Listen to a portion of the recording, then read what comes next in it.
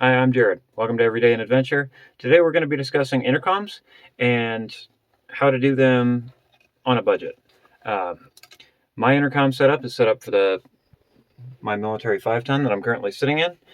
So let's get to it. And I'm going to flip the camera around and show you my headsets and what my intercom looks like, and kind of explain how they work and how all this works together, and what you can expect to pay for something like this, setup like this. Okay, so these are Peltor Aviation headsets. They're the 7004. They've got a volume knob right here, and everything is adjustable. They're super comfortable, and they block out a lot of noise. And those get wired directly to two plugs. Aviation headsets are set up on dual plug setups. So the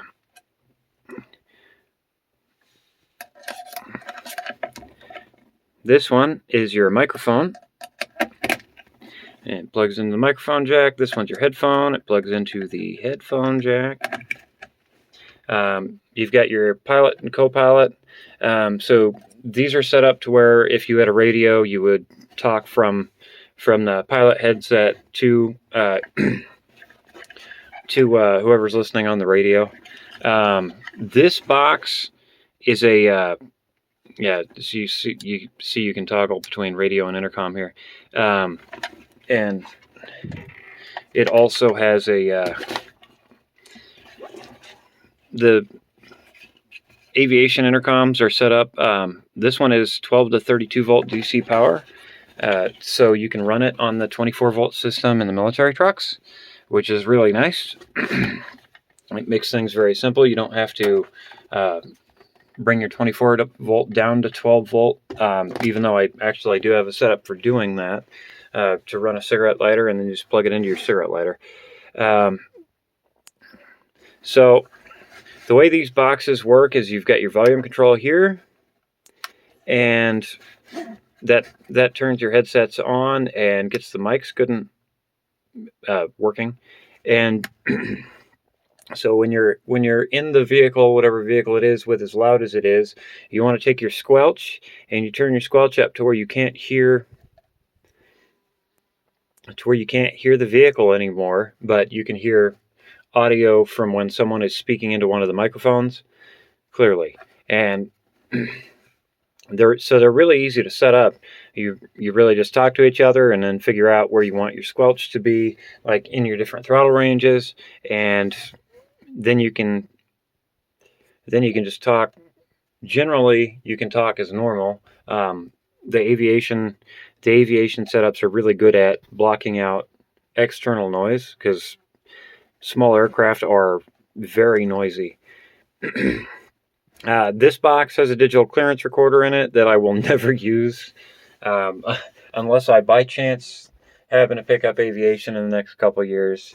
So you've got an in and an out on your stereo here, and I have just a regular aux cord going to the input, so I can listen to music off my phone over my headsets. That makes it kind of nice for dinking around out in the desert by yourself. It kind of encourages you to put your headsets on, especially if you're like me, where you just kind of neglect your hearing protection.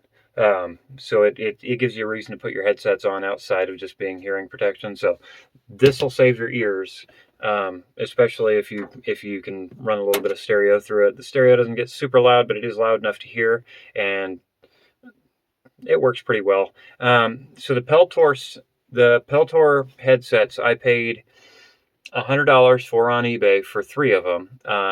It was just kind of a best offer thing, so I bought those. Those came in super early, and then I bought the Flightcom 2-place intercom on auction. You can find these on eBay for around $50 for the 4-place, but I only needed the 2-place for in the cab. the third headphone that I picked up was part of a lot. I wasn't really expecting to buy a third headset. Um, but it is there when I go to expand the system, and also generally two-place intercoms are expandable. Um, I'm not. I think you just hook one cord into, yeah, you hook a splitter cord into it, and you can run an extra two-place if you need to. Also, like on Amazon, the two-place Flightcom 2s are they're just standard intercoms. They're not flight record, or they're not clearance recorders. So uh, they run about $100, and Rugged Radios has a decent set of headsets, and those headsets are $100 a piece also. So if you wanted to do it cheap for brand new products, you'd be looking for a two-place setup. You'd be looking at about $350 after taxes and shipping and all that. For a four-place setup, if well, I'm not sure. Yeah, for four-place setup, the four-place Rugged Radio setup is the only one that I'm aware of on Amazon, and it's not particularly cheap. I think it's like $400. Um, but if you were to buy a four-place flight intercom on eBay, there was one for $50 that was used the last time I looked when I originally bought this stuff. So you could find those pretty cheap. Like, and then for a lot of four headsets would also be like maybe a couple $100. So you'd be looking at like $300 max for really good used equipment. Or like the Rugged Radio setup. If you want a Rugged Radio setup, they run, I want to say, like $500 for the two-place, and then it's roughly like $1,100 for a four-place. I could be wrong on that, but those are just going off the top of my head memory. And this intercom setup, like I said, I paid. So I bought the intercom for $30, and then it was another $10 shipping. So that was $40 in total. It was like $120 after everything for all three headsets. So looking at like roughly $160 for everything, and that's really about as cheap as you can get for these setups. They don't. You would expect the companies that make motorcycle Bluetooth intercoms to make intercoms that work with headsets, or just like in-ear earbuds, whatever, and they just don't. There's nothing that I can find information-wise that's reliable enough to trust to determine whether or not you could just buy a set of those and use those. Because that was my original plan. So I was originally planning on spending even less than I have in this setup.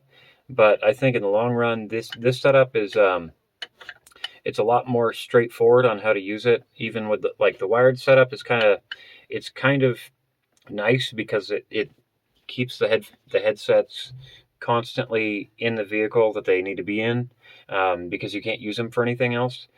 And so you're not having your kids run off with your headphones because they wanted to listen to something, or you did, or whatever. So that works out really well. And also the Peltor headsets, I'm really surprised how well they work in the application that I'm putting them in, and they're fantastic. They're super comfortable. They're light, and they block out loads of noise. So they are exactly what I needed. Two of these headsets are they're set up to run in stereo. They have a setting to run in stereo, so they're actually decent for listening to music to as well. And yeah, that's pretty much it. So if you've got any questions, or you have a better way to build a setup like this on the cheap, put it in the comments below. I'd love to get some discussion going on some of the videos I've been putting out. Have a good one.